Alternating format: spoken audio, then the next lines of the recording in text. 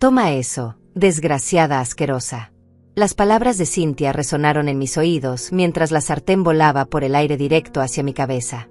Mi corazón se detuvo por un segundo cuando vi el hierro negro acercándose a mi rostro. Pero lo que más me dolió no fue el golpe que esquivé por milímetros, sino la risa de mi propio hijo Alfredo, grabando todo con su celular como si fuera el espectáculo más divertido del mundo. Sus carcajadas se mezclaban con los gritos histéricos de su esposa mientras yo temblaba en una esquina de mi propia cocina, la cocina donde tantas veces le había preparado su comida favorita cuando era niño. En ese momento, viendo a mi único hijo riéndose de mi terror, supe que había perdido para siempre al pequeño que una vez me abrazaba y me decía que yo era la mujer más importante de su vida. Ahora, a los 63 años, me encontraba siendo atacada por la mujer que él había elegido sobre mí, mientras él filmaba mi humillación para después mostrarle a sus amigos como si fuera una broma graciosa. La sartén se estrelló contra la pared dejando una marca horrible que aún hoy me recuerda a esa noche de pesadilla. Pero créanme cuando les digo que después de unos minutos, ninguno de los dos seguía riéndose, porque los dos se quedaron sin techo y sin un centavo en el bolsillo. Mi nombre es Marta, tengo 63 años y vivo en un pequeño pueblo donde todos se conocen. Durante años pensé que había fracasado como madre, que no había sabido educar bien a mi hijo, que tal vez merecía todo el desprecio que me mostraba. Pero ahora sé la verdad, y esa verdad cambió todo. Para entender cómo llegué a ese momento de horror en mi propia cocina, necesito contarles mi historia desde el principio. Nací en una familia tan pobre que había días en los que mi madre tenía que decidir si compraba pan o pagaba la luz. Mi padre trabajaba en una fábrica de la madrugada hasta la noche. Llegaba a casa tan cansado que apenas podía hablar. Teníamos una casa pequeña con paredes que dejaban pasar el frío en invierno, y durante las tormentas el techo goteaba tanto que poníamos ollas por toda la sala para recoger el agua. Recuerdo que mi madre siempre me decía que las mujeres como nosotras teníamos que ser fuertes, que la vida nos iba a golpear muchas veces, pero que nunca podíamos rendirnos. Ella limpiaba casas ajenas para ganar unos dólares extra, volvía con las manos agrietadas y los pies hinchados, pero nunca se quejaba. Me enseñó que el trabajo honesto era lo único que nos sacaría de la pobreza, que el estudio era la única herencia que podía dejarme. Cuando tenía 18 años conocí a Roberto, el hombre que se convertiría en el padre de Alfredo. Era un muchacho trabajador, de buena familia, que me prometió que juntos construiríamos una vida mejor. Nos casamos en una ceremonia sencilla en la iglesia del pueblo. Yo llevaba un vestido rosa que había pertenecido a mi madre, y él usaba el único traje que tenía. No teníamos dinero para una gran celebración, pero estábamos llenos de sueños y esperanzas. Los primeros años fueron hermosos. Roberto trabajaba en una empresa de construcción. Yo cuidaba de nuestra pequeña casa y soñaba con el día en que tendríamos hijos. Cuando finalmente quedé embarazada de Alfredo, sentí que la vida por fin me sonreía. Roberto estaba tan feliz que salía a contarle a todo el vecindario que iba a ser papá. Pintamos el cuarto del bebé de verde claro, compramos una cuna de segunda mano que Roberto arregló con tanto amor que parecía nueva. Alfredo nació una madrugada de primavera, después de 12 horas de trabajo de parto que pensé que me matarían. Pero cuando lo vi por primera vez, cuando sentí su pequeño cuerpo caliente contra mi pecho, supe que todo había valido la pena. Era perfecto, con unos ojos grandes y curiosos que me miraban como si fuera lo más importante del universo. Roberto lloró cuando lo cargó por primera vez, susurrándole al oído que él sería un padre diferente, que nunca le faltaría nada. Durante 5 años fuimos una familia feliz. Alfredo era un niño inteligente y cariñoso, siempre pegado a mis faldas, ayudándome en la cocina parado en una silla para alcanzar la mesa. Le encantaba que le contara cuentos antes de dormir, y él inventaba finales diferentes para cada historia. Roberto trabajaba duro, pero siempre encontraba tiempo para jugar fútbol con su hijo en el patio trasero, para enseñarle a andar en bicicleta, para llevarlo a pescar los domingos al río. Pero la felicidad a veces es frágil como el cristal. Una tarde de diciembre, Roberto no regresó a casa a la hora usual. Yo estaba preparando la cena. Alfredo jugaba en el piso con sus carros de juguete, cuando sonó el teléfono. Era el jefe de Roberto. Con una voz temblorosa me dijo que había ocurrido un accidente en la obra, que una viga había caído mal y que mi esposo estaba en el hospital. Tomé a Alfredo en brazos y corrimos al hospital, pero ya era demasiado tarde. Roberto había muerto en el camino, a los 28 años, dejándome viuda con un niño de 5 años y un futuro incierto. La muerte de Roberto me destrozó completamente. Durante meses no pude levantarme de la cama. Mi hermano Mauricio tuvo que venir a cuidar de Alfredo porque yo no podía ni siquiera cocinar. Perdí tanto peso que la ropa me quedaba enorme, y había noches en las que lloraba tanto que Alfredo se acostaba a mi lado y me acariciaba el cabello diciendo: mamá, no llores, yo te voy a cuidar. Esa promesa de mi hijo de 5 años fue lo que me salvó. Un día desperté y me di cuenta de que tenía una razón para seguir viviendo, que Alfredo me necesitaba fuerte, que no podía fallarle como habían fallado otros padres a sus hijos. Así que me levanté, me sequé las lágrimas y decidí que haríamos todo lo posible por salir adelante juntos. Conseguir trabajo no fue fácil para una viuda con un niño pequeño. Muchas empresas no querían contratar a alguien que pudiera faltar por emergencias familiares, y los trabajos que conseguía pagaban muy poco. Primero trabajé limpiando oficinas por las noches, cuando Alfredo ya estaba dormido. Mi vecina Aurora se quedaba con él, una mujer mayor que había perdido a sus propios hijos y que amaba a Alfredo como si fuera su nieto. Salía de casa a las 10 de la noche y regresaba a las 6 de la mañana, exhausta pero con algunos dólares en el bolsillo. Durante el día dormía unas pocas horas mientras Alfredo estaba en la escuela, y cuando regresaba le ayudaba con las tareas, le preparaba la cena y trataba de ser la mejor madre que podía ser con las pocas fuerzas que me quedaban.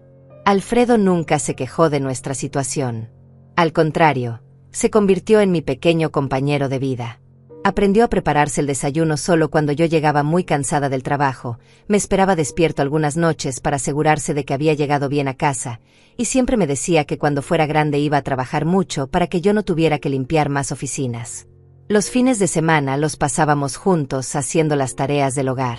Él me ayudaba a lavar la ropa, a tender las sábanas en el patio, a ir al mercado a comprar lo más barato que encontráramos. A veces tenía dinero suficiente para comprarte un helado, y su sonrisa cuando se lo daba valía más que cualquier tesoro del mundo. En las noches le contaba historias de su padre, de cómo Roberto había sido el hombre más bueno que había conocido, de cómo había amado a Alfredo desde antes de que naciera. Le mostraba las pocas fotos que teníamos, le relataba anécdotas de cuando era bebé, y Alfredo las escuchaba con los ojos brillantes, como si estuviera conociendo a un héroe. Cuando Alfredo cumplió 8 años, conseguí un trabajo mejor en una fábrica de ropa. El horario era de día, el sueldo era más estable, y por primera vez en años pude dormir por las noches como una persona normal.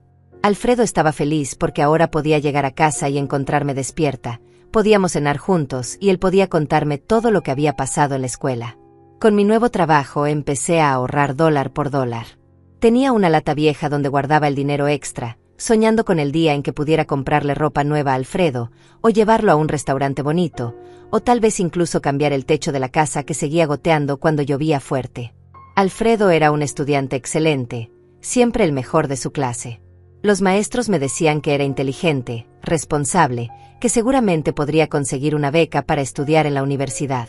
Yo me sentía tan orgullosa cuando me llamaban para decirme lo bien que se portaba mi hijo, lo respetuoso que era con todos, lo mucho que ayudaba a sus compañeros que tenían dificultades. En casa me ayudaba con todo sin que se lo pidiera. Lavaba los platos después de cenar, barrería el patio, ordenaba su cuarto, y siempre tenía tiempo para sentarse conmigo en el sofá viejo de la sala y preguntarme cómo había estado mi día. Era como tener una pequeña pareja que me cuidaba y me acompañaba en todo.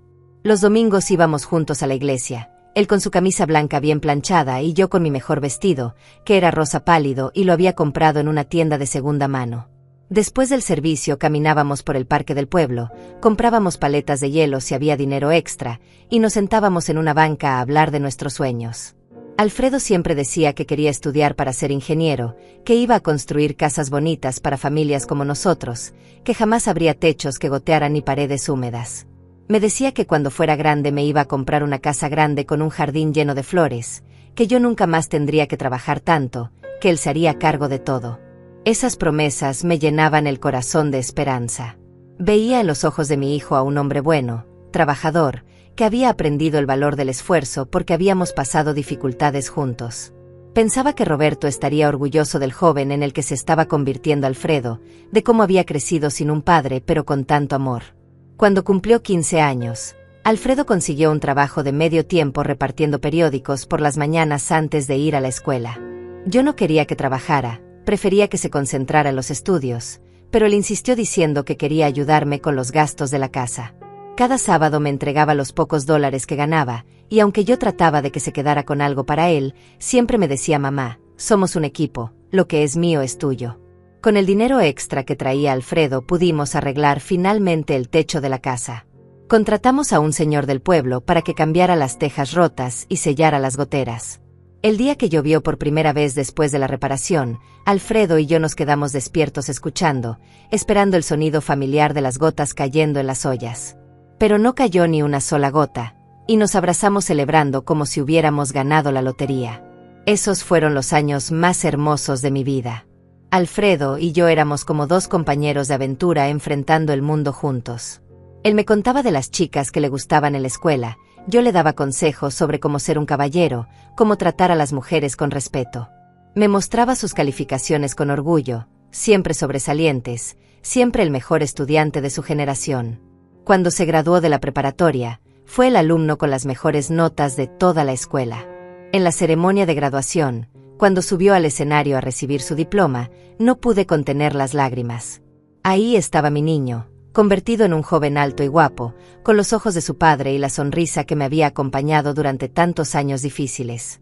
Esa noche me dijo mamá, todo lo que soy te lo debo a ti. Gracias por nunca rendirte, gracias por enseñarme que con trabajo honesto se puede llegar lejos. Te prometo que voy a estudiar ingeniería, que voy a ser exitoso, y que jamás te voy a decepcionar. Te amo más que a nada en este mundo. Conseguimos que Alfredo recibiera una beca completa para estudiar ingeniería en la Universidad de la capital. Era la primera persona de nuestra familia que iba a estudiar una carrera profesional. El día que se fue a la universidad, lo acompañé a la estación de autobuses con una maleta vieja que habíamos llenado con toda la ropa que pude comprarle. Cuando el autobús arrancó y vi su cara en la ventana diciéndome adiós con la mano, sentí una mezcla de orgullo y miedo. Orgullo porque mi hijo había logrado salir del pueblo, había conseguido la oportunidad que yo nunca tuve. Pero también miedo, porque por primera vez en 18 años iba a estar sola en esa casa, sin su risa llenando los cuartos, sin su voz contándome las cosas que había aprendido cada día. Los primeros meses me llamaba todas las semanas, me contaba de sus clases, de sus nuevos amigos, de lo diferente que era la vida en la ciudad. Yo le enviaba lo poco que podía ahorrar para que comprara libros o tuviera algo de dinero para emergencias, aunque él siempre me decía que no necesitaba nada, que la beca cubría todo. Durante el segundo año de universidad, Alfredo empezó a llamar menos seguido. Cuando lo hacía, sonaba distinto, más serio, como si estuviera creciendo rápidamente y dejando atrás al niño que había sido. Me contaba menos detalles de su vida, nuestras conversaciones se hacían más cortas, y aunque yo trataba de no preocuparme, sentía que algo estaba cambiando. Fue durante el tercer año de universidad cuando Alfredo me llamó para contarme que había conocido a alguien especial. Su voz sonaba diferente, emocionada, como si hubiera descubierto algo maravilloso. Me dijo que se llamaba Cynthia, que estudiaba administración de empresas, que era la mujer más inteligente y hermosa que había conocido en su vida. Yo me alegré por él, porque durante años había estado tan concentrado en los estudios que nunca había tenido tiempo para el amor. Me contó que Cynthia venía de una familia muy diferente a la nuestra, que su padre era dueño de varias empresas en la capital, que vivían en una casa grande con jardín y piscina. Al principio me sentí feliz de que mi hijo hubiera encontrado a alguien que lo hiciera sonreír de esa manera, pero también había una pequeña voz en mi cabeza que me susurraba preguntas incómodas. Durante las siguientes llamadas, Alfredo no hablaba de otra cosa que no fuera Cynthia. Me contaba que ella le había enseñado a vestirse mejor, que lo había llevado a restaurantes elegantes donde nunca había estado, que le había mostrado un mundo que él ni siquiera sabía que existía.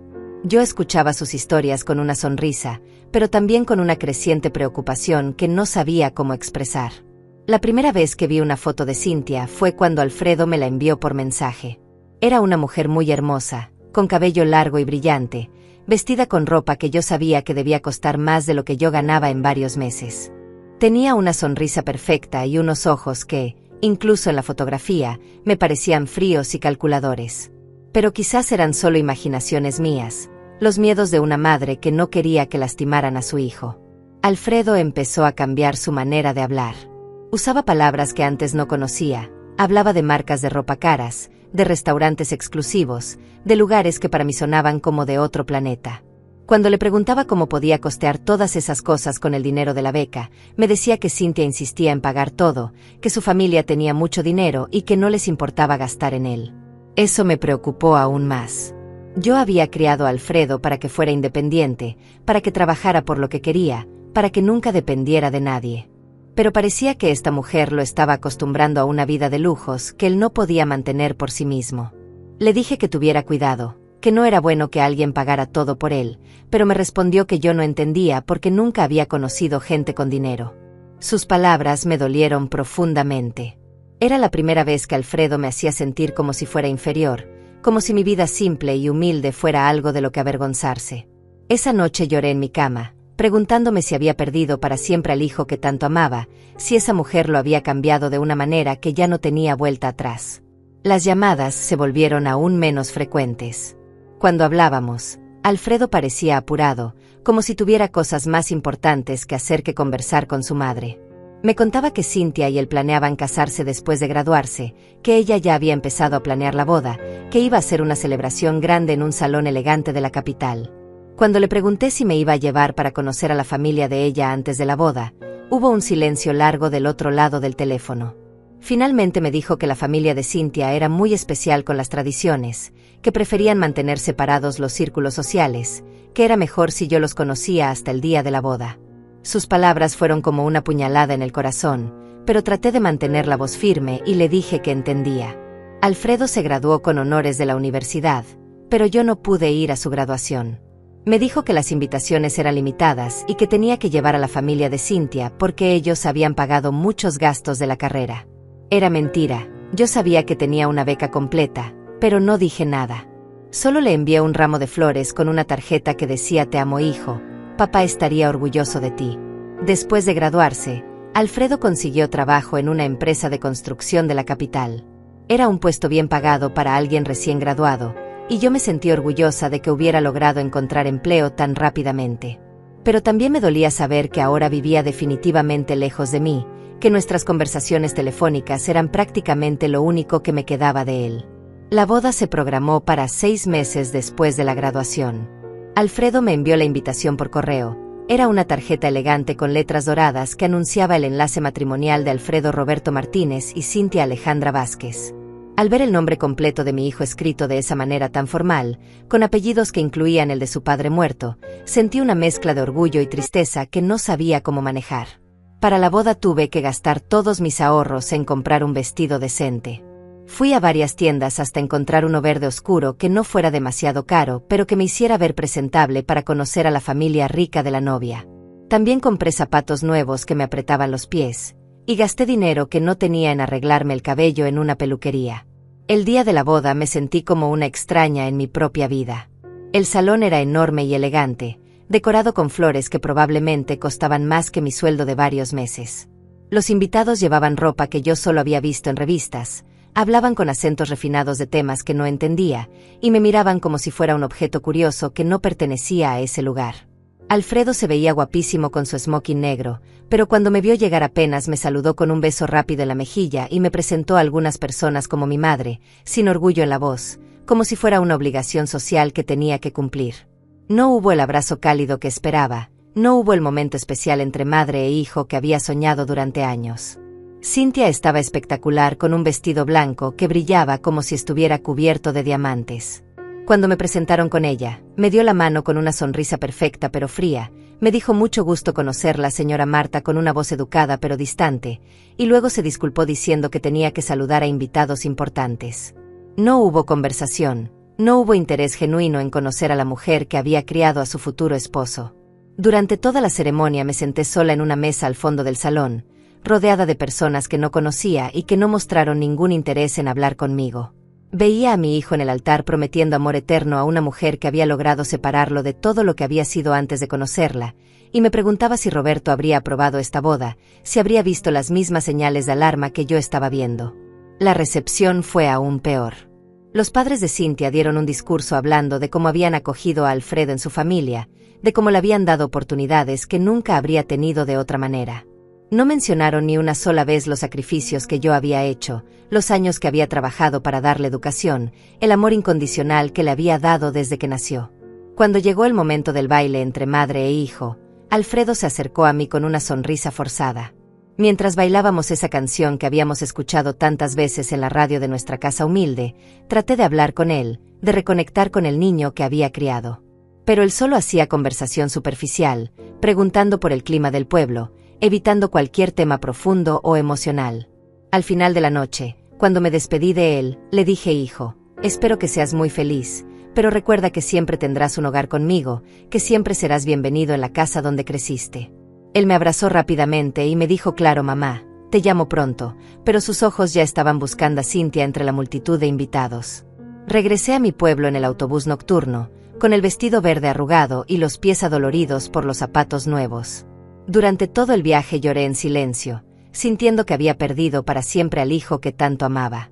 La casa me recibió vacía y silenciosa, llena de recuerdos de un niño que había prometido cuidarme siempre y que ahora parecía haber olvidado de dónde venía. Después de la boda, las llamadas de Alfredo se espaciaron tanto que a veces pasaban meses sin que supiera nada de él. Cuando finalmente me telefonaba, nuestras conversaciones eran frías y superficiales, como si estuviera hablando con una conocida lejana en lugar de con la madre que lo había criado. Me contaba sobre su trabajo en términos generales, mencionaba que Cynthia estaba bien, pero nunca entraba en detalles sobre su vida matrimonial o sus sentimientos. Yo trataba de mantener viva la conexión preguntándole sobre sus proyectos de ingeniería, recordándole anécdotas de cuando era niño, enviándole fotos de la casa o del pueblo que pensaba podrían interesarle. Pero sus respuestas eran cada vez más cortantes, como si mis intentos de cercanía lo molestaran. A veces tenía la sensación de que Cynthia estaba cerca cuando hablábamos, porque él parecía nervioso y se despedía rápidamente. Durante el primer año de matrimonio, Alfredo vino a visitarme solo una vez, y fue porque tenía que resolver unos papeles legales relacionados con la herencia de su padre en el registro civil del pueblo. Llegó manejando un auto nuevo y elegante que claramente no había pagado con su sueldo de ingeniero recién graduado. Cuando le pregunté de dónde había sacado dinero para comprarlo, me dijo que Cynthia se lo había regalado por su primer aniversario de trabajo. Esa visita duró apenas 2 horas. Alfredo parecía incómodo en la casa donde había crecido, como si fuera demasiado pequeña y humilde para él.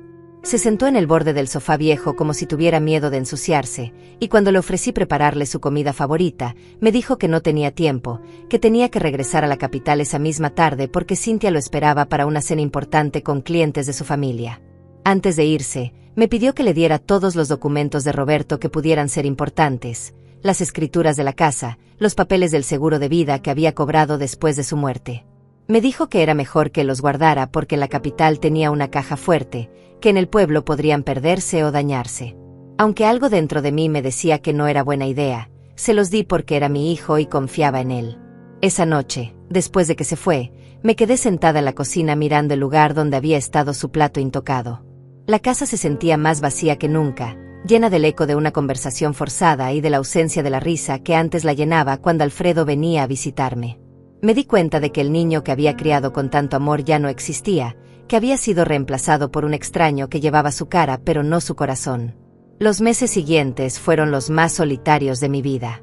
Mi hermano Mauricio, que vivía en la capital por su trabajo, a veces me visitaba los fines de semana y me contaba que había visto a Alfredo en algunos lugares elegantes de la ciudad, siempre acompañado de Cynthia y sus amigos ricos. Me decía que mi hijo se veía diferente, más arrogante, que había adoptado las maneras y el acento de la gente adinerada. Mauricio nunca había confiado en Cynthia desde el día de la boda. Me contaba que había investigado un poco sobre la familia de ella y que tenían fama de ser gente que se aprovechaba de otros para mantener su estilo de vida. Aparentemente el padre de Cynthia había tenido varios negocios que habían quebrado, y que la familia vivía más de las apariencias que de dinero real. Pero cuando traté de contarle esto a Alfredo en una de nuestras escasas llamadas, se molestó mucho y me dijo que Mauricio siempre había sido envidioso de la gente exitosa. Al segundo año de matrimonio, Alfredo me llamó con una noticia que me llenó de esperanza. Me dijo que Cynthia estaba embarazada, que iban a tener un bebé, que finalmente iba a ser abuela. Por primera vez en mucho tiempo escuché emoción genuina en su voz, como si la idea de ser padre hubiera despertado algo del hombre bueno que yo sabía que llevaba dentro. Durante los meses del embarazo, Alfredo me llamaba más seguido para contarme cómo iba todo. Me mandaba fotos de los ultrasonidos, me contaba que iban a tener una niña, que ya habían elegido el nombre de Valentina. Yo soñaba con poder cuidar a mi nieta, con enseñarle las mismas canciones que le había cantado Alfredo, con darle todo el amor que su padre ya no me permitía darle a él. Pero cuando Valentina nació, mis esperanzas se desvanecieron rápidamente. Alfredo me envió una foto de la bebé por mensaje, pero cuando le pregunté cuándo podría ir a conocerla, me dijo que Cynthia estaba muy delicada después del parto, que los médicos habían recomendado que no recibiera visitas por varias semanas. Las semanas se convirtieron en meses, y cada vez que preguntaba por mi nieta, había una nueva excusa para posponer mi visita. Finalmente, cuando Valentina tenía 6 meses, logré convencer a Alfredo de que me dejara ir a conocerla. Gasté los pocos ahorros que había logrado juntar para comprar regalos para la bebé y un boleto de autobús a la capital. Mauricio me ayudó con el viaje, llevándome hasta el departamento donde vivían Alfredo y Cynthia en una zona muy elegante de la ciudad. El departamento era hermoso, mucho más grande y lujoso de lo que Alfredo podría pagar con su sueldo. Tenía muebles caros, decoración elegante y una vista espectacular de la ciudad. Pero a pesar de toda esa belleza, el ambiente se sentía frío y tenso desde el momento en que entré. Cynthia me recibió con una sonrisa forzada, vestida con ropa cara incluso para estar en casa, y me ofreció café en tazas de porcelana que probablemente costaban más de lo que yo ganaba en una semana. Cuando finalmente pude cargar a Valentina, sentí que mi corazón se llenaba de amor. Era una bebé hermosa, con los ojos de Alfredo y una sonrisa que me recordaba a él cuando era pequeño. Pero cada vez que trataba de jugar con ella o de cantarle, Cynthia intervenía diciendo que la niña se iba a malcriar, que tenía horarios muy estrictos para comer y dormir, que no era bueno que extraños la cargaran mucho. La palabra extraños me dolió profundamente. Yo era la abuela de esa niña, la única abuela viva que tenía, y Cynthia me trataba como si fuera una visita indeseable. Alfredo no dijo nada para defenderme, solo se quedó callado mientras su esposa dictaba las reglas sobre cómo podía o no podía interactuar con mi propia nieta. Durante esa visita, que duró apenas unas horas, noté cosas que me preocuparon mucho. Alfredo parecía nervioso y cansado, como si estuviera bajo mucha presión. Había facturas sobre la mesa que alcancé a ver por accidente, y los números eran alarmantes. Parecía que vivían muy por encima de sus posibilidades, gastando dinero que no tenían para mantener un estilo de vida que era pura apariencia. Cuando traté de hablar a solas con Alfredo para preguntarle si todo estaba bien, Cynthia siempre encontraba una excusa para interrumpir la conversación. Era como si no quisiera que tuviéramos un momento de conexión real, como si temiera que yo pudiera influir en él de alguna manera que no le convenía a ella. Al final de la visita, cuando me estaba despidiendo, le pregunté a Alfredo cuándo podría volver a ver a Valentina. Él miró a Cynthia antes de responder, y fue ella quien contestó diciendo que con el trabajo y los compromisos sociales era muy difícil recibir visitas, que era mejor si nos manteníamos en contacto por teléfono por el momento. Regresé a mi pueblo con el corazón roto, sintiendo que había perdido no solo a mi hijo, sino también la oportunidad de conocer y amar a mi nieta. Esa noche lloré hasta quedarme sin lágrimas, preguntándome qué había hecho mal, en qué momento había perdido la batalla por el corazón de Alfredo contra una mujer que parecía decidida a borrar todo rastro de su pasado humilde. Los siguientes 2 años fueron una pesadilla de silencio y distancia. Las llamadas de Alfredo se redujeron a felicitaciones obligatorias en mi cumpleaños y en Navidad, conversaciones de 5 minutos donde me preguntaba cómo estaba mi salud y me contaba generalidades sobre el trabajo. Nunca mencionaba a Valentina espontáneamente, y cuando yo preguntaba por mi nieta, sus respuestas eran vagas y rápidas, como si quisiera cambiar de tema lo antes posible. Durante este tiempo, mi hermano Mauricio se convirtió en mi única fuente de información sobre la vida de mi hijo. Me contaba que los había visto en restaurantes caros que claramente no podían pagar, que Cynthia siempre llevaba ropa y joyas nuevas, que manejaban autos cada vez más costosos. Pero también me dijo algo que me preocupó profundamente. Había escuchado rumores de que Alfredo había pedido varios préstamos en diferentes bancos, y que la familia de Cynthia estaba presionándolo para que mantuviera un nivel de vida que estaba muy por encima de sus ingresos. Una tarde de octubre, recibí una llamada que cambiaría todo.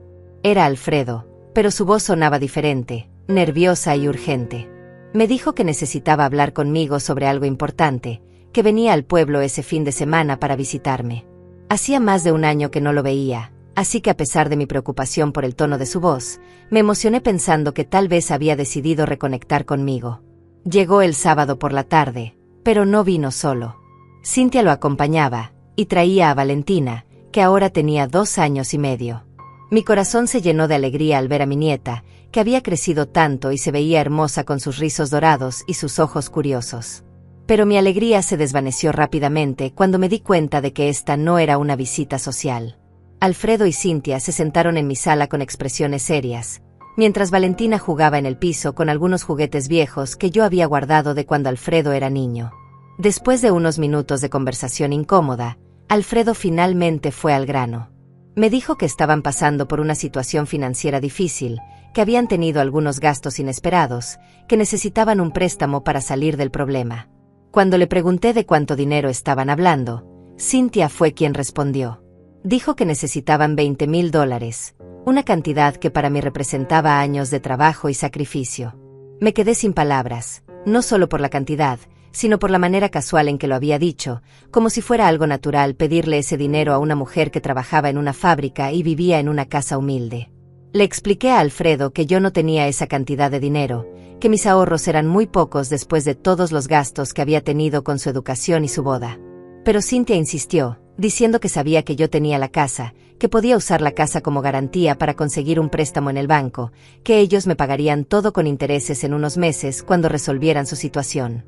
La idea de hipotecar la casa donde había vivido toda mi vida, la casa que Roberto y yo habíamos comprado con tanto esfuerzo, me llenó de pánico.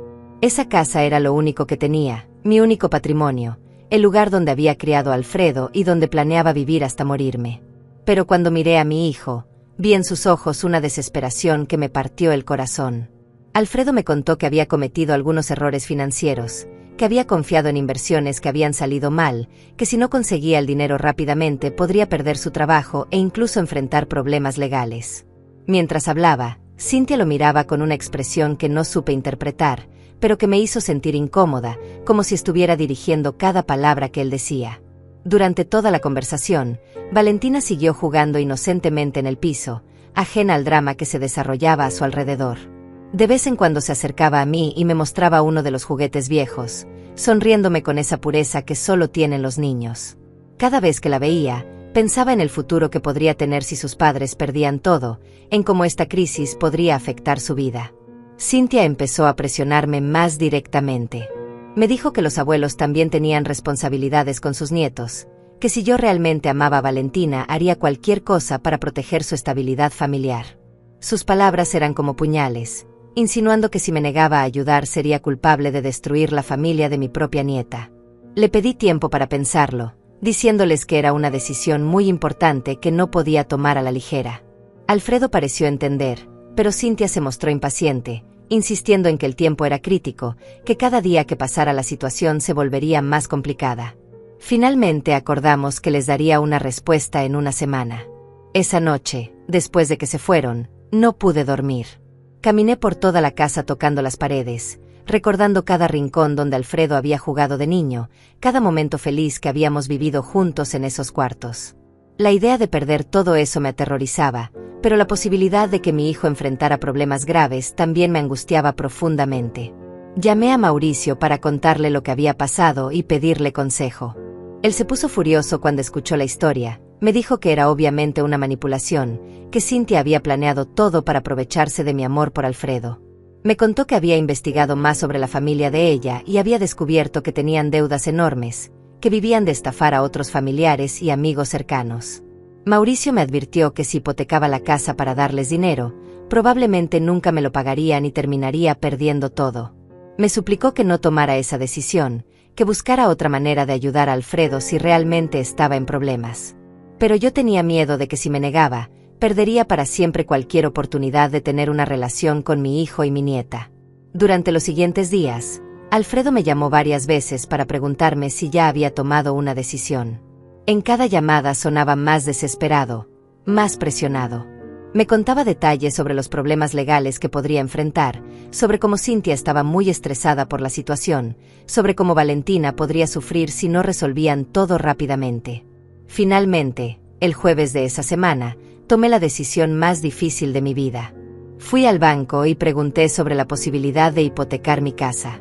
El empleado me explicó todos los riesgos. Me dijo claramente que si no podía pagar las cuotas mensuales perdería la propiedad, que era una decisión muy peligrosa para alguien de mi edad y con mis ingresos limitados.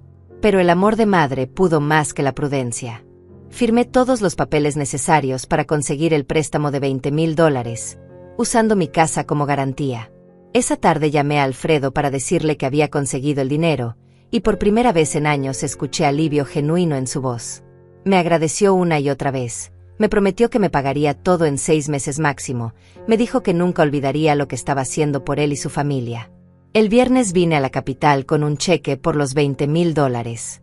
Alfredo me recibió con un abrazo más cálido del que había tenido en años, y Cintia parecía genuinamente agradecida, diciéndome que era la mejor suegra del mundo, que Valentina era muy afortunada de tener una abuela tan generosa y amorosa. Pasé el fin de semana con ellos, y por primera vez desde la boda sentí que tal vez podíamos reconstruir nuestra relación familiar. Alfredo me contó más detalles sobre el trabajo, Cintia me dejó jugar más libremente con Valentina, e incluso cocinamos juntas una cena familiar. Cuando regresé a mi pueblo el domingo, tenía esperanza de que el sacrificio había valido la pena, de que finalmente había recuperado a mi familia. Pero esa esperanza duró muy poco tiempo. Los primeros meses después de darles el dinero fueron como una luna de miel familiar. Alfredo me llamaba cada semana, me contaba detalles sobre su trabajo, me enviaba fotos de Valentina, e incluso me invitó a pasar la Navidad con ellos en la capital. Por primera vez en años me sentí incluida en sus vidas, como si hubiera recuperado el lugar que me correspondía como madre y abuela. Cintia también cambió su actitud conmigo.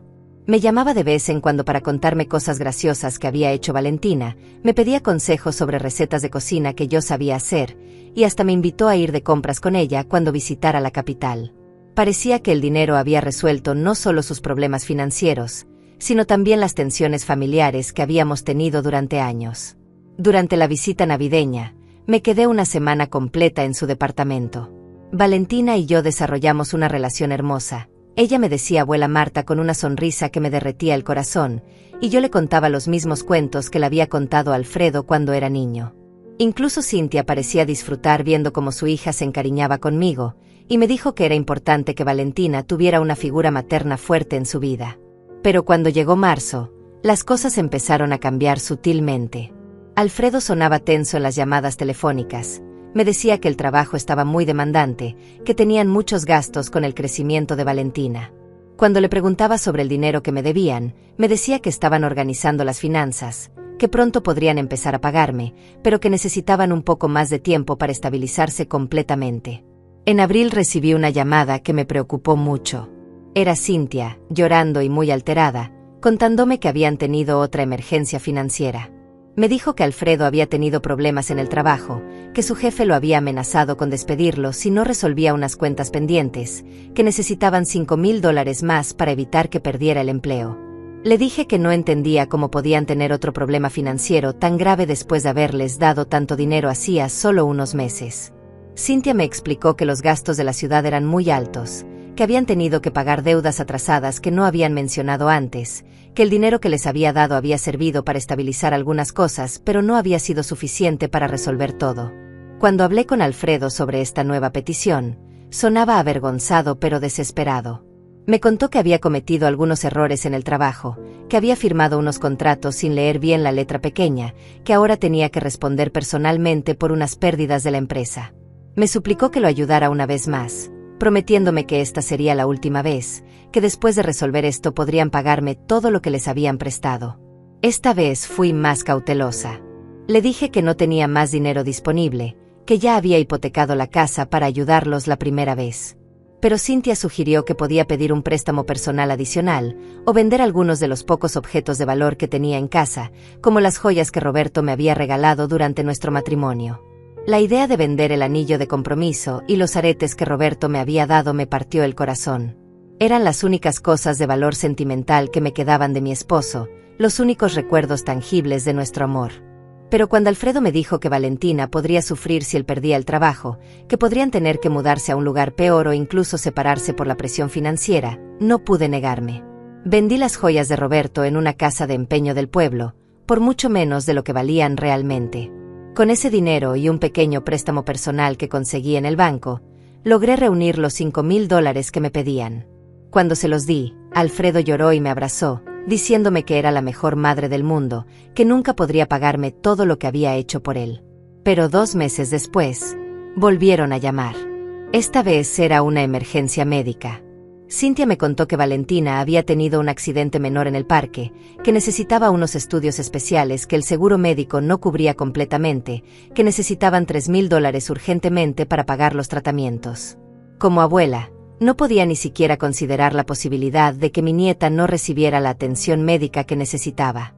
Para conseguir ese dinero tuve que pedir un adelanto en la fábrica donde trabajaba, comprometerme a trabajar horas extra durante varios meses.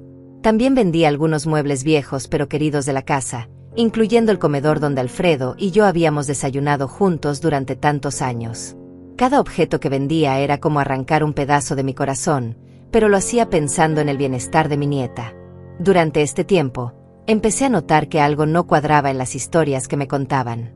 Mauricio me había comentado que había visto a Alfredo y Cynthia en restaurantes caros durante las mismas semanas en que supuestamente estaban en crisis financiera. También me dijo que Cynthia había subido fotos a sus redes sociales mostrando ropa y accesorios nuevos, que claramente habían sido comprados recientemente. Cuando le mencioné estas inconsistencias a Alfredo, se molestó mucho conmigo. Me dijo que Mauricio siempre había sido chismoso y conflictivo, que no debía creer en rumores maliciosos. Me explicó que Cynthia necesitaba mantener una buena imagen por su trabajo, que a veces tenían que gastar en apariencias para mantener los contactos profesionales que les ayudarían a salir de la crisis. Sus explicaciones me tranquilizaron temporalmente, pero una semilla de duda había sido plantada en mi mente. Empecé a prestar más atención a los detalles cuando hablábamos, a las contradicciones pequeñas en sus historias, a la manera en que Cynthia siempre parecía estar dirigiendo las conversaciones cuando hablábamos de dinero. En agosto, menos de un año después de la primera petición de dinero, recibí otra llamada desesperada. Esta vez Alfredo me contó que habían tenido problemas con el departamento donde vivían, que el dueño había subido la renta de manera abusiva, que necesitaban $10,000 para mudarse a un lugar más barato y estable para Valentina. Esta petición me alarmó más que las anteriores. Ya había dado o prestado casi $30,000 en total, una cantidad enorme para mis ingresos. Mi casa estaba hipotecada, tenía deudas personales que apenas podía pagar, y había vendido todo lo de valor que poseía. Cuando le expliqué mi situación financiera a Alfredo, él me sugirió algo que me dejó helada. Me dijo que podía traspasar la escritura de la casa a su nombre, que de esa manera él podría conseguir un préstamo más grande usando la propiedad como garantía, que después me pagaría todo junto y me devolvería la casa. Cynthia añadió que sería más seguro tener todo a nombre de él porque yo ya estaba mayor, que si algo me pasaba sería complicado para ellos heredar la propiedad legalmente. Esa noche no pude dormir. La propuesta de transferir la escritura de mi casa me parecía demasiado arriesgada, pero también tenía miedo de negarme y que eso significara perder definitivamente a mi familia. La casa era lo único que me quedaba, pero sin Alfredo y Valentina en mi vida, ¿para qué la quería realmente? Durante las siguientes semanas, la presión aumentó. Alfredo me llamaba todos los días contándome sobre los problemas que estaban enfrentando, sobre cómo el estrés estaba afectando a Cynthia y a Valentina.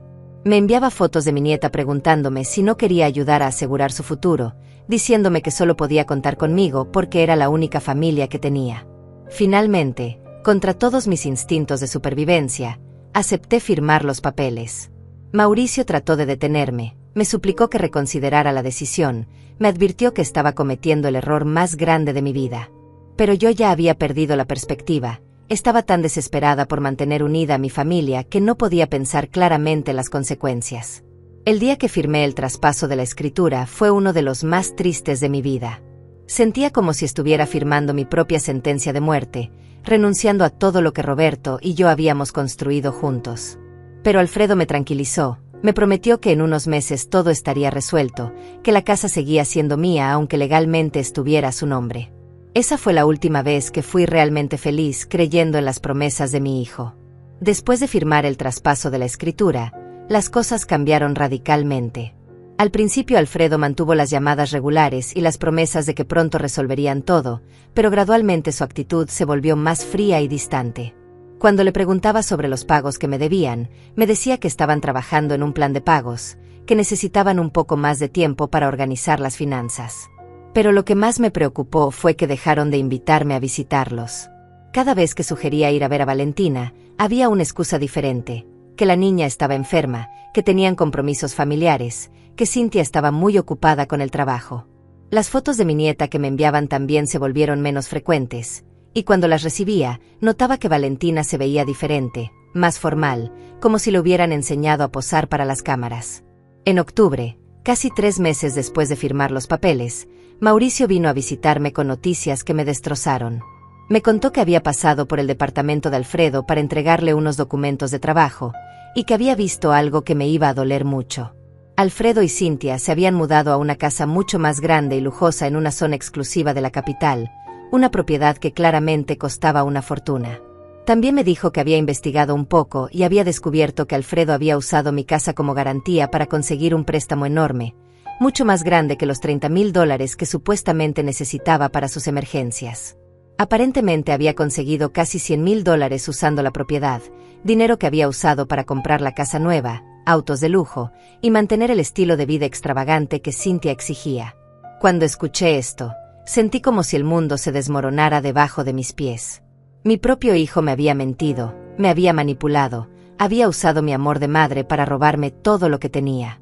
La casa donde había vivido con Roberto, donde había criado a Alfredo, donde planeaba morir en paz, ahora era la garantía de las deudas de un hijo que me había traicionado de la manera más cruel. Esa noche llamé a Alfredo para confrontarlo con lo que Mauricio me había contado. Al principio trató de negarlo, me dijo que mi hermano estaba mintiendo por envidia, que nunca había usado mi casa para conseguir dinero extra. Pero cuando insistí y le dije que tenía pruebas, finalmente admitió la verdad. Me explicó que había necesitado más dinero del que me había dicho, que había aprovechado la oportunidad de tener la casa a su nombre para conseguir el préstamo que necesitaba para realmente resolver todos sus problemas. Me prometió que estaba invirtiendo el dinero de manera inteligente, que pronto tendría suficientes ganancias para pagarme todo lo que me debía y devolverme la escritura de la casa. Pero sus palabras ya no tenían el mismo efecto en mí. Por primera vez en mi vida, pude ver a través de las mentiras de mi hijo, pude reconocer la manipulación en cada frase que decía.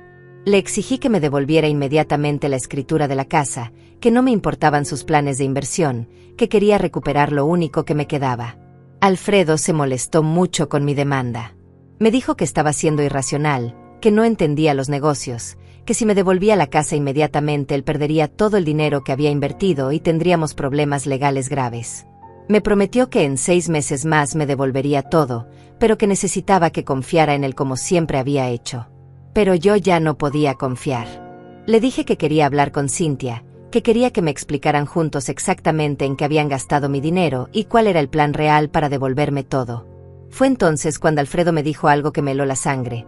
Me contó que Cynthia pensaba que yo era muy vieja para vivir sola en una casa tan grande, que sería mejor para todos si yo me mudaba a un asilo o a una casa más pequeña, que ellos podrían usar el dinero de la venta de mi casa para asegurar el futuro de Valentina. En ese momento supe que había perdido para siempre al hijo que había criado. El hombre que me hablaba por teléfono era un extraño que había decidido sacrificar a su propia madre por dinero y comodidades. Le dije que jamás iba a renunciar a mi casa, que pelearía legalmente para recuperar lo que era mío, que no me iba a dejar humillar más por él y su esposa. La conversación terminó muy mal, con Alfredo gritándome que yo no entendía nada, que siempre había sido una carga para él, que Cynthia tenía razón cuando decía que yo era una mujer amargada que no quería verlo feliz. Sus palabras fueron como puñales en mi corazón, pero también me dieron la claridad que necesitaba para entender que tenía que pelear por mi propia supervivencia. Durante las siguientes semanas, consulté con un abogado del pueblo sobre mis opciones legales. Me explicó que la situación era muy complicada porque yo había firmado voluntariamente el traspaso de la escritura, y que aunque hubiera sido engañada, sería muy difícil probar el fraude legalmente. También me dijo que el proceso podría tomar años y costar mucho dinero que yo no tenía. Pero el abogado también me dio una información importante. Me contó que había escuchado rumores de que la familia de Cynthia tenía muchas deudas y problemas legales, que su padre había sido investigado por fraude en algunos de sus negocios, que aparentemente tenían la costumbre de usar a otros para conseguir dinero y luego desaparecerse cuando llegaba el momento de pagar. Mientras tanto, Alfredo dejó de contestar mis llamadas completamente. Cuando trataba de contactarlo, siempre saltaba el buzón de voz. Intenté llamar a Cynthia directamente, pero su teléfono también parecía estar bloqueado para mí. Era como si hubieran decidido cortarme completamente de sus vidas ahora que ya habían conseguido todo lo que querían de mí. La soledad y la desesperación me estaban matando lentamente. Pasaba las noches despierta en la casa que ya no era legalmente mía, recordando todos los momentos felices que había vivido ahí con Roberto y con Alfredo cuando era niño.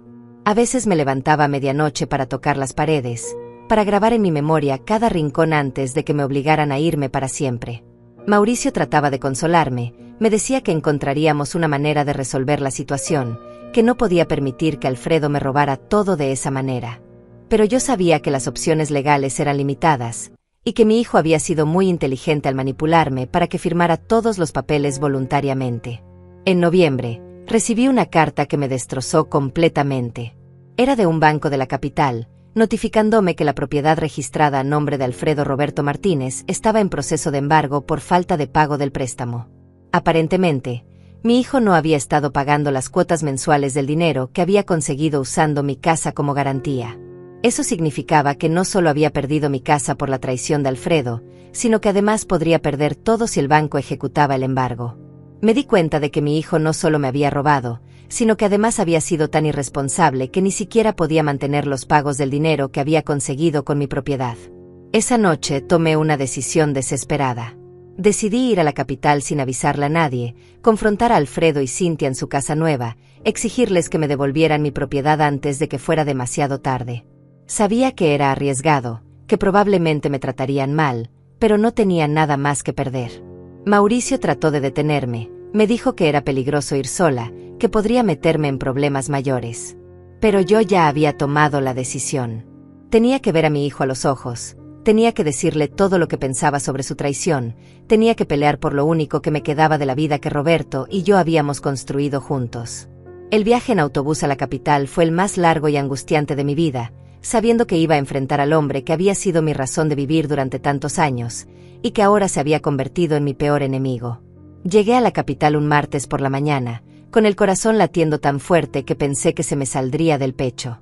Mauricio me había dado la dirección de la casa nueva de Alfredo, una propiedad en una zona residencial exclusiva donde las casas tenían jardines grandes y autos de lujo estacionados en las entradas. Cuando llegué frente a la casa de mi hijo, no podía creer lo que veía en mis ojos. Era una mansión de 2 pisos, con un jardín perfectamente cuidado, una fuente en el centro del patio delantero, y 2 autos deportivos nuevos estacionados en la entrada. Todo había sido pagado con el dinero que habían conseguido usando mi casa como garantía, con las mentiras que me habían contado sobre emergencias y crisis financieras. Mi dolor se transformó en una furia que nunca había sentido antes. Toqué el timbre con manos temblorosas. Escuché pasos acercándose y luego la voz de Cintia preguntando quién era. Cuando le dije que era Marta, hubo un silencio largo antes de que abriera la puerta. Su expresión cuando me vio no fue de sorpresa sino de molestia, como si fuera una vendedora inoportuna que había llegado a interrumpir su día perfecto. Cintia estaba vestida con ropa elegante incluso para estar en casa, llevaba joyas costosas y tenía el cabello perfectamente arreglado. Me miró de arriba abajo, notando mis zapatos gastados y mi vestido simple, y me preguntó qué hacía ahí sin avisar. Le dije que necesitaba hablar urgentemente con Alfredo, que tenía que resolver el problema de la casa antes de que el banco la embargara. Me hizo pasar a una sala lujosa que parecía salida de una revista de decoración. Los muebles eran de cuero costoso, había obras de arte en las paredes, y una televisión enorme dominaba una esquina del cuarto. Todo era hermoso y caro, comprado con el dinero que habían obtenido robándome mi patrimonio. Me senté en el borde de un sofá, sintiéndome como una intrusa en un mundo que había sido construido sobre mis sacrificios. Alfredo bajó las escaleras unos minutos después, y cuando me vio su cara se puso pálida. Estaba vestido con ropa deportiva de marcas caras, tenía un reloj que brillaba en su muñeca, y se veía más gordo y relajado, como alguien que no había trabajado un día en su vida. Me saludó fríamente, preguntándome por qué había venido sin avisar, diciéndome que podríamos haber arreglado una cita para hablar. Le mostré la carta del banco sobre el embargo y le dije que necesitaba que me devolviera inmediatamente la escritura de mi casa. Alfredo y Cintia se miraron con una expresión que no supe interpretar, como si hubieran estado esperando este momento y ya tuvieran un plan preparado. Fue Cintia quien habló primero, con una voz dulce pero con palabras venenosas. Me dijo que entendía mi preocupación, pero que las cosas habían cambiado desde que firmé los papeles. Me explicó que habían usado el dinero del préstamo para hacer inversiones importantes, que ahora tenían compromisos financieros que no podían romper sin enfrentar consecuencias legales graves. Me aseguró que tenían un plan para pagar todo, pero que necesitaban más tiempo del que yo estaba dispuesta a darles. Cuando le dije que no me importaban sus inversiones, que solo quería recuperar mi casa antes de que fuera demasiado tarde, Alfredo se molestó visiblemente. Me dijo que estaba siendo egoísta, que no pensaba en el futuro de Valentina, que mi casa vieja y deteriorada no valía tanto como yo creía. Sus palabras me dolieron profundamente, pero también me dieron fuerzas para pelear más intensamente. Le grité que esa casa había sido el hogar donde lo había criado con amor, donde había trabajado durante años para darle una educación, donde había guardado todos los recuerdos de su padre. Le dije que era un malagradecido, que había traicionado todo lo que le había enseñado sobre el honor y la honestidad. Por primera vez en años, le hablé a mi hijo como la madre que había sido, sin miedo y sin disculpas. Cynthia interrumpió nuestra discusión con una sonrisa fría que me heló la sangre. Me dijo que había algo que yo no sabía, que habían tomado algunas precauciones legales para proteger sus inversiones. Sacó unos papeles de un cajón y me los mostró. Eran documentos que demostraban que yo había firmado no solo el traspaso de la casa, sino también una renuncia a cualquier reclamo futuro sobre la propiedad. Cuando vi esos papeles, me di cuenta de que había firmado muchas cosas el día del traspaso sin leer cuidadosamente cada documento. Estaba tan confiada en Alfredo, tan desesperada por ayudarlo, que había firmado todo lo que me pusieron enfrente sin revisar los detalles. Ahora esos papeles se convertían en las cadenas legales que me ataban las manos para recuperar lo que era mío. Cynthia me explicó con una crueldad calculada que legalmente yo no tenía ningún derecho sobre la casa, que había renunciado voluntariamente a cualquier reclamo, que si trataba de pelear en los tribunales solo perdería tiempo y dinero. Me dijo que lo mejor que podía hacer era aceptar la realidad y buscar un lugar más apropiado para una mujer de mi edad, como un asilo o una casa de ancianos. Alfredo no dijo nada durante esta explicación. Se quedó parado al lado de su esposa, con los ojos fijos en el piso, como un niño cobarde que deja que otros peleen sus batallas. En ese momento supe que había perdido para siempre al hijo que había criado, que el hombre que tenía enfrente era un extraño que había elegido el dinero y las comodidades sobre el amor de su madre. Le supliqué que reconsiderara, que pensara en todo lo que habíamos vivido juntos, que recordara las promesas que me había hecho cuando era niño de cuidarme siempre. Pero Alfredo finalmente levantó la mirada y me dijo las palabras más crueles que había escuchado en mi vida. Me dijo que yo había sido una carga para él desde que era adolescente, que siempre había soñado con tener una familia diferente, que Cynthia le había enseñado lo que era realmente el amor. En ese momento sentí como si me hubieran arrancado el corazón del pecho. Todas las noches sin dormir trabajando para mantenerlo, todos los sacrificios que había hecho para darle educación, todo el amor incondicional que le había dado durante más de 30 años, todo había sido desechado por un hombre que ahora me veía como un estorbo en su nueva vida perfecta. Me levanté del sofá con las piernas temblorosas y le dije que ya no era mi hijo, que había muerto para mí el día que decidió traicionarme de esa manera. Cynthia se rió y me dijo que era muy dramática, que debería estar agradecida porque Alfredo había usado mi casa para darle una vida mejor a Valentina, que una buena abuela debería alegrarse por el éxito de su familia.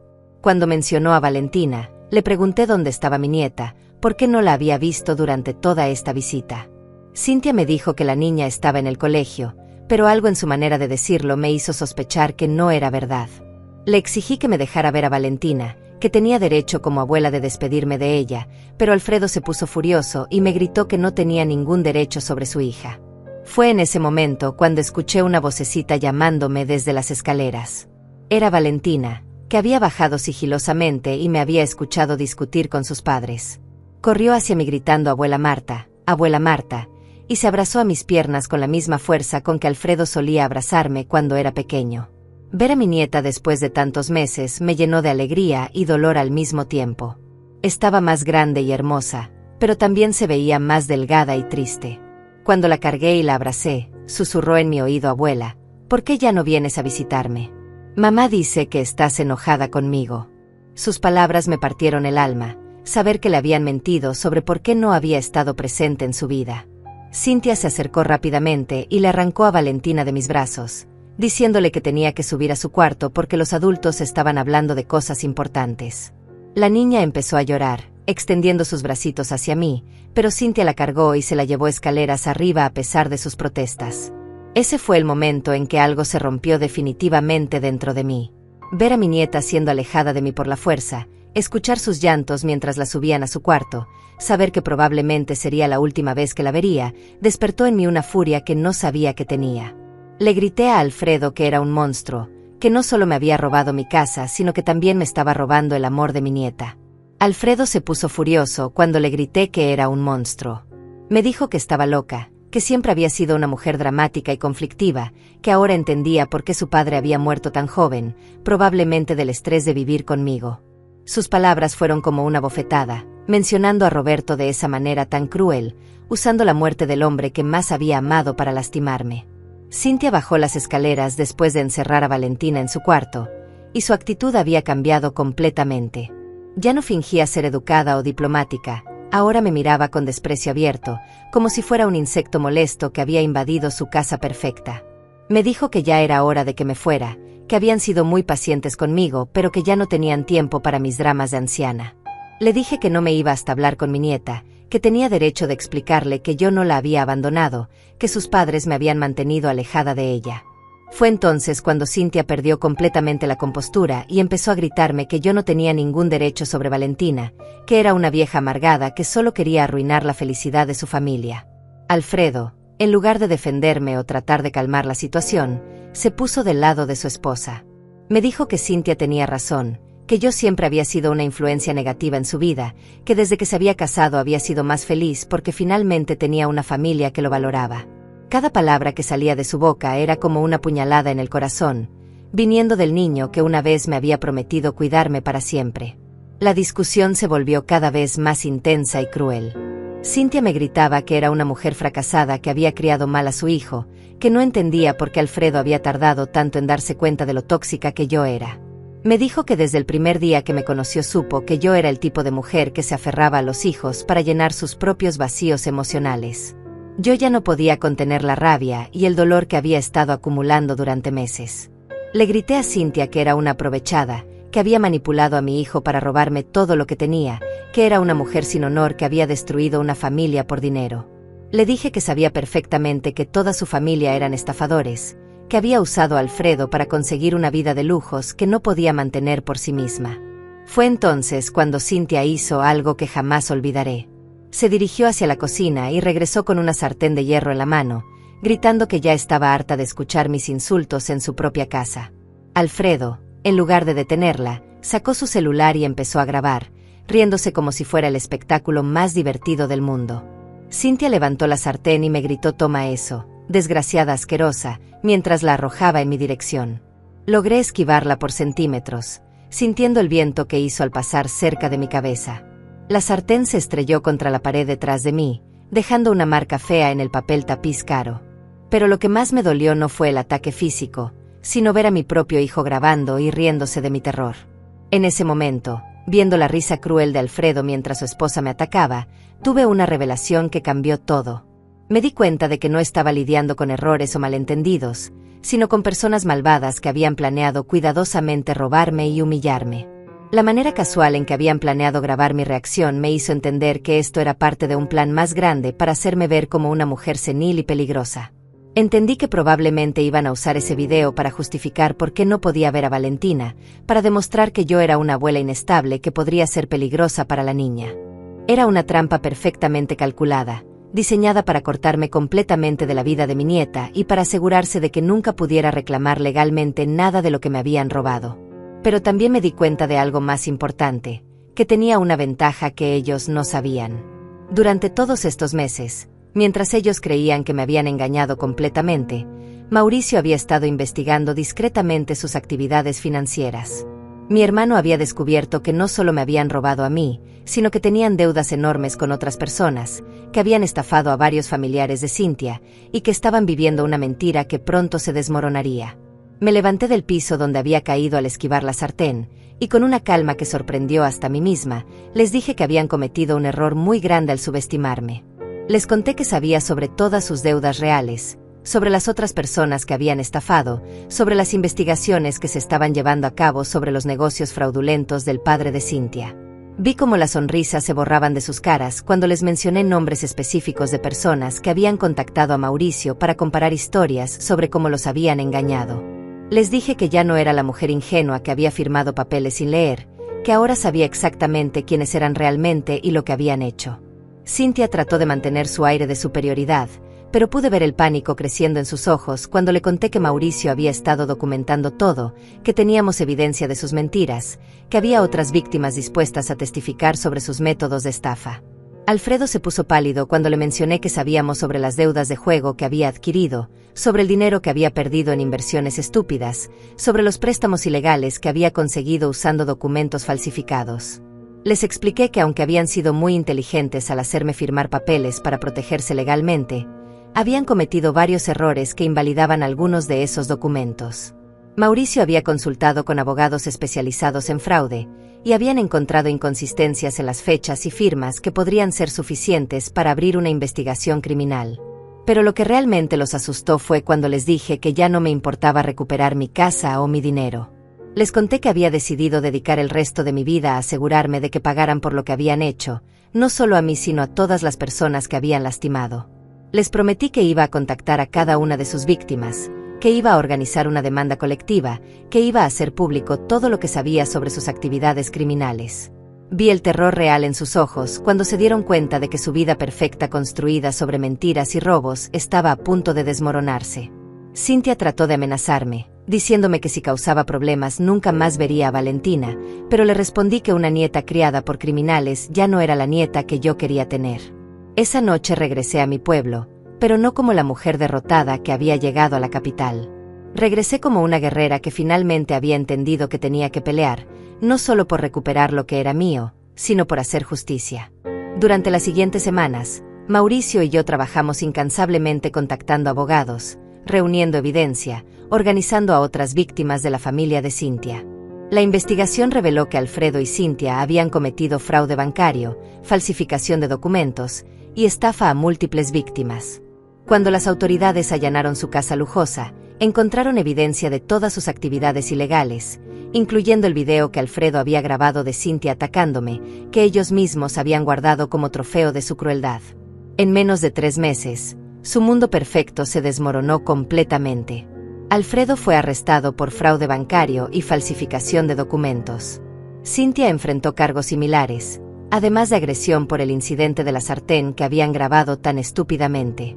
La casa lujosa fue embargada, los autos fueron confiscados, y todas sus cuentas bancarias fueron congeladas.